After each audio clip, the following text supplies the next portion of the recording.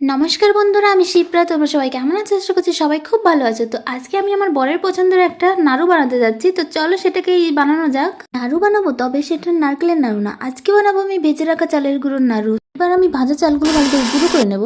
দেখো, চালটা গুঁড়ো করার পর কত সুন্দর ছাতু তৈরি হয়ে গেছে। এবার আমি প্যানের মধ্যে দিয়ে দেবো দুধ, তার মধ্যে পরিমাণ মতন লবণ ও দুটো এলাচ দেবো এর মধ্যে। তারপরে নেড়ে চেড়ে একটু ফুটিয়ে নেব। তারপরে দিয়ে দেবো পরিমাণ মতন চিনি।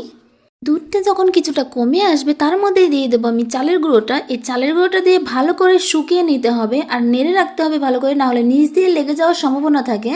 তো ভালো করে এটা আমি দেবার পরে ভালো করে নেড়ে চেড়ে নেব। নেড়ে চেড়ে পুরোটা শুকিয়ে নেব পুরোটা, যাতে নাড়ুর মতন তৈরি হয়ে যায়। তো ভালো করে এগুলো মিশিয়ে নিচ্ছিলাম। তারপরে দেখো আমার হয়ে গেছে। তো এই দেখো এমন বানিয়ে নিয়েছে। এবার আমি হাতের সাহায্যে নাড়ুগুলো শেপ দিয়ে নেব। তা আমার বর সেই কোন রিলেটিভের বাড়ি একবার খেয়েছিল, তারপর থেকে আমাকে বলেছিল যে আমাদের বাড়িতে আবার এই নাড়ুগুলো বানায় আমার মা ঠাকুমা। তাই আমাকে বলেছিল অনেকদিন আগেই যে আমার ওই নাড়ুগুলো খাওয়ার খুব ইচ্ছে।